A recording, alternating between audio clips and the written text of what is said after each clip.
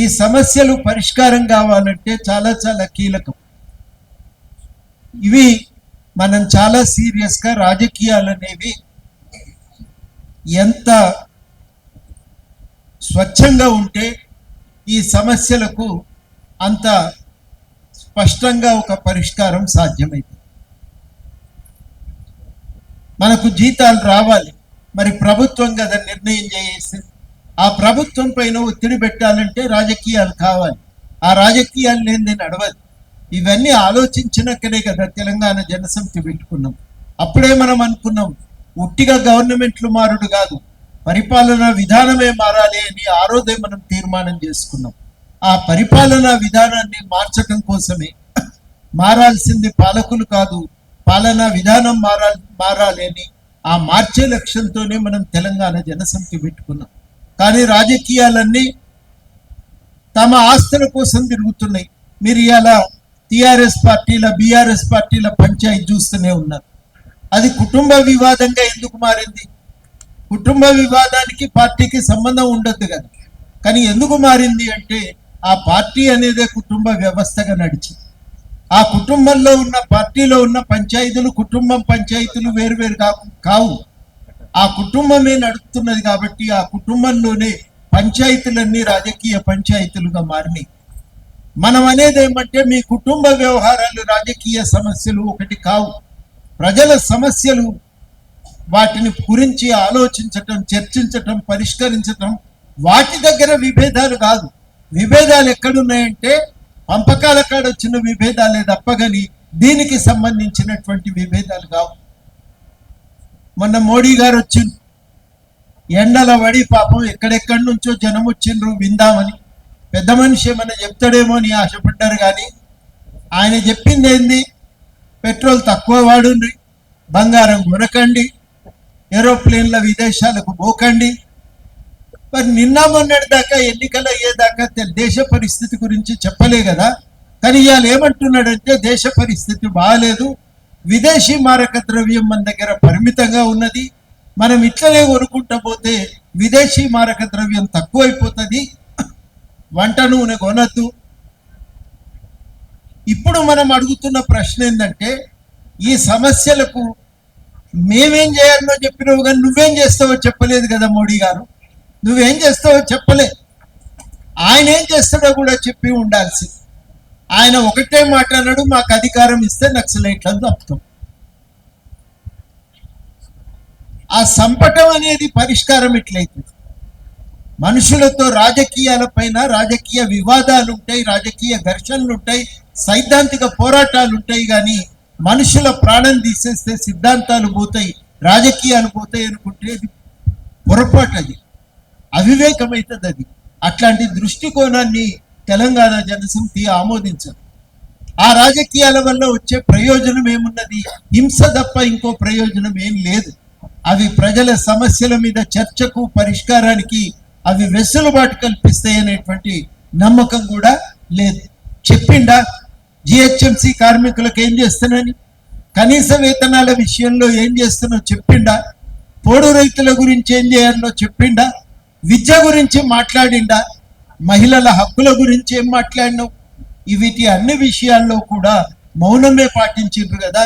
మరి ఎట్లా సాధ్యమవుతుంది? ఇప్పుడు రేపు ఇద్దరు ఒక్కటిగారని నమ్మకం ఏంది? BRS BJP. మనకు అనుమానం వస్తున్నది. అనుమానం ఎందుకు వస్తున్నదంటే సిబిఐకి ఉట్టిగానే మీద పడి కేసులు పెట్టి అందరినీ జైలు గుంజుకపోతున్నారు కదా.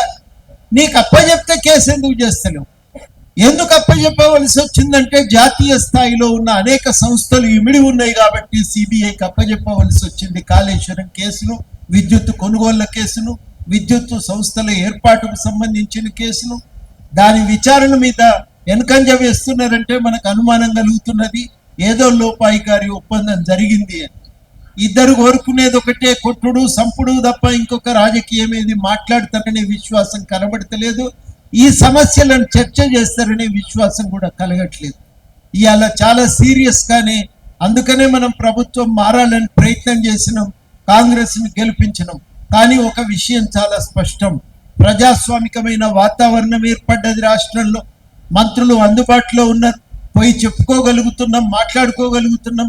కానీ ఆర్థిక అభివృద్ధి అనేది ప్రజల ఆకాంక్షలకు అనుగుణంగా సాగాలి.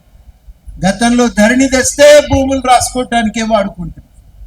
ప్రాజెక్టు కడితే ఎన్ని మిగులుతాయనే లెక్కలేస్తుంది. రోడ్లు వేస్తే మీ లెక్కలే వేసుకుంటుంది. ప్రతి దగ్గర మీ ఆస్తుల గురించి ఆలోచిస్తుండ్రు తప్ప ప్రజల గురించి ఆలోచించకపోవటం చేత రాష్ట్ర ఆర్థిక వ్యవస్థ సంపూర్ణంగా విధ్వంసం అయిపోయింది. ఈ విధ్వంసం అయిపోయినటువంటి ఆర్థిక వ్యవస్థ ఇవాళ ప్రతి ఒక్కరిని నిరుద్యోగులతో యుక్తంగా ప్రతి ఒక్కరిని కూడా ఒక సంక్షోభంలోకి నెట్టింది. ఈ సంక్షోభంలోకి నెట్టిన సందర్భంలో ఆర్థిక వ్యవస్థ పునర్నిర్మాణం అనేది మన ప్రజల ఆకాంక్షల వెలుగులో జరగవలసిన అవసరం ఉంది. ఈ రాష్ట్ర ఆర్థిక నిర్మాణం తెలంగాణ ఉద్యమ ఆకాంక్షల వెలుగులో ప్రజల అవసరాల కోసం జరగవలసిన అవసరం ఉంది. దానికోసం మనం నిరంతరం ప్రయత్నం చేయవలసే ఉంటది. ఆ ప్రయత్నాన్ని కొనసాగించడానికి తెలంగాణ జనసమితి తన వంతు కృషి చేస్తుంది. తాను వెనుకకు పోదు. ప్రతి ఒక్కరికి కూడా మళ్ళీ మళ్ళీ స్పష్టంగా హామీ ఇస్తున్నాం, నిలబడతాం. ఏం చేస్తాం? మనం ప్రతి సమస్యను లేవనెత్తుతాం. స్థానికంగా తలెత్తుతున్న సమస్యల పైన దృష్టి పెడతాం. వాటిని ప్రభుత్వానికి నివేదిస్తాం, పరిష్కారానికి ప్రయత్నం చేస్తాం. అన్ని మార్గాలను కూడా పరిష్కారం కోసం మనం ఉపయోగించుకుంటాం.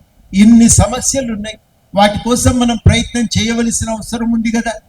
పని అనేది కేవలము జిల్లా స్థాయిలో రాష్ట్ర స్థాయిలో చేస్తే ప్రయోజనం ఉండదు.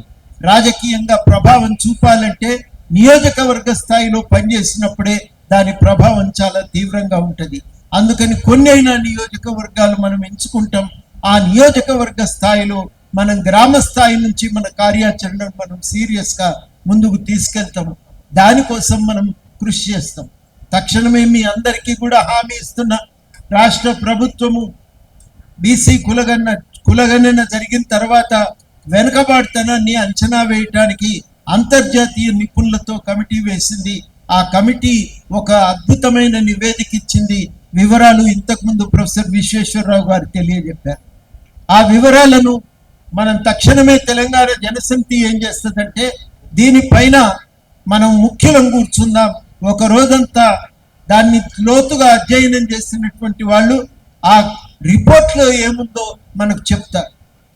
చెప్పిన తర్వాత దాన్ని కూలంకుషంగా తెలుసుకొని దానిపైన ఏమేం కార్యక్రమాలు చేయవలసి ఉంటుంది అనేది మనం ప్లాన్ చేసుకొని ఆ విషయాల మీద ఈ వెనుకబాటుతనాన్ని నిర్మూలించడం కోసం మనం అందరం కూడా సీరియస్గా పనిచేద్దాం.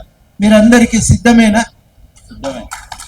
రెండోది మనం చేయవలసింది ఏంటంటే స్పెషల్ ఇంటెన్సివ్ రివిజన్ జరుగుతుంది. స్పెషల్ ఇంటెన్సివ్ రివిజన్ ఎవరిని ఉడబిక్తారో తెలియదు. నచ్చినోళ్ళు అయితే ఓటు ఉంటుంది, లేకపోతే లేదంటే ఎట్లా కుదురుతుంది? మన దగ్గర సామెత ఉన్నది కదా, ముఖం చూసి బొట్టు పెట్టిండ్రు అన్నట్టు. అట్లా కుదరదు. మనిషి అన్నాక 2 కాళ్ళు 2 చేతులు ఉండి మనిషి అన్నాక ప్రతి ఒక్కరికి 18 ఏళ్ళు దాటితే ఓటు హక్కు ఇవ్వవలసిందే. ఆ ఓటు హక్కుని ఎవరిని ఆపినా దాన్ని మనం అంగీకరించాం. ప్రజా సంఘాలతోని పార్టీలతోని అఖిలపక్షంతోని సమావేశం పెట్టుకొని అసలు ఎస్ఐఆర్ అంటే ఏంది, ఎక్కడ ప్రజలకు కష్టమవుతుందో తెలుసుకుంటాం. ఆ ప్రజలకు అండగా నిలిచి అందరి ఓటు హక్కు రక్షణ కోసం మనం పూనుకుంటాం. ఉద్యమకారుల హక్కుల రక్షణ మన ప్రధానమైనటువంటి కర్తవ్యంగా ఉంటుంది. దాన్ని ఎట్టి పరిస్థితుల్లో వదిలిపెట్టాం. ఇవన్నీ కూడా మనం సీరియస్గా తీసుకోవలసిన అంశాలు.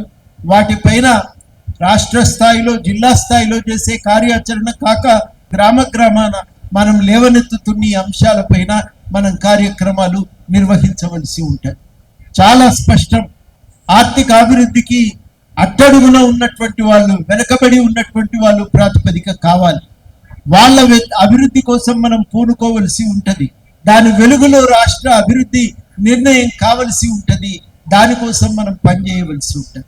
అందరూ తృప్తిగా ఉంటేనే, నిండుగా బతికితేనే సమాజం బాగుంటుంది, తెలంగాణ బాగుపడుతుంది. దానికోసం మనం పని చేయాలి. అది మనం బాధ్యతగా తీసుకున్నాం. నేను ఒక మాట చెప్తున్నా, ఇంత చేస్తే మాకేమొస్తుంది అంటే చేయకపోతే బతుకు బాగుపడుతుందా? అట్లనే చెప్పు, ఊకుందాం అందరం. ఇక పోనీ అన్ని వదిలిపెట్టి మనం అందరం భక్త మండలిలో చేరితే రోజు పోయి పూజ చేస్తే పరిష్కారం అయితే అంటే సామెత ఉండనే ఉన్నది. మంత్రాలకు చింతకాయలు రాలేదు. చేయవలసిన పని చేయవలసే ఉంటుంది. కృషి తప్పదు. కష్టం ఉన్నోనికి కష్టం తీరానంటే రాజకీయాలను మార్చవలసిందే, రాజకీయాలను బాగు చేయవలసిందే, ఆ రాజకీయ వేదికలను వాడుకోవలసిందే. అది అనివార్యం, అది తప్పదు. ఆ కృషి మనం ఆ వర్గాలతో కలిసి పనిచేసి మమేకమై మనం చాలా సీరియస్ గా ఆర్థికాభివృద్ధి ప్రజలకు ఉపయోగపడే విధంగా జరిగేటట్టు మనం చూసుకోవలసి ఉంది. ఇది మనం ఇవాళ తీసుకోవలసినటువంటి బాధ్యత. అందుకోసమే మిత్రులారా, మళ్ళా నన్ను ప్రెసిడెంట్ అన్నారు, కానీ నేను ఒకటే స్పష్టంగా చెప్పదలిసిన ముందుగా మీ అందరికీ కృతజ్ఞతలు. ఒక్కలుండు కూడా మంచిది కాదు. నేను కూడా తీసుమార్కాను అనుకుంటే ఇంకా నన్ను మించేవాళ్ళు లేడు అని అనుకుంటా. అట్లా అనుకునే పరిస్థితి ఉండొద్దంటే ఇంకొకడు గుంజుకోవటానికి తయారు ఉండాలి, ఉంటేనే బాగుపడుతుంది. కాబట్టి మరొకసారికి ఇంకొకరు ముందుకు రావాల్సి ఉంటుందని చెప్పి నేను స్పష్టంగా తెలియజేస్తూ, ఈ సందర్భంగా మీ అందరికీ కూడా నేను విజ్ఞప్తి చేసేది ఏంటంటే, మనం కాశభూని కొంచెం సీరియస్గా పనిచేద్దాం. మీ అందరినీ కోరేది ఒకటే, మీరు రోజులో ఎంత సమయం ఇస్తారో నిర్ణయించుకోండి, గంతే సమయం ఇయ్యండి. మీరు ఎంత శ్రమ పడదలుచుకుంటే గంతే శ్రమ పడండి, కానీ నిర్ణయించుకొని ప్రణాళికాబద్ధంగా అందరం పనిచేద్దాం. ఈ సమాజాన్ని బాగు చేయడానికి పూనుకుందాం. ఈ సమాజం బాగుపడితే మనం బాగుపడతాం. అంతకు మించి మనకి ఇంకొక మార్గం లేదు. మన బతుకులు బాగుపడాలంటే మనం ఈ ప్రయత్నం చేయక తప్పదు. దానికి మీరందరూ కూడా సిద్ధపడాలి, రావాలి, కలిసి రావాలని అందరినీ కూడా కోరుతున్నాం.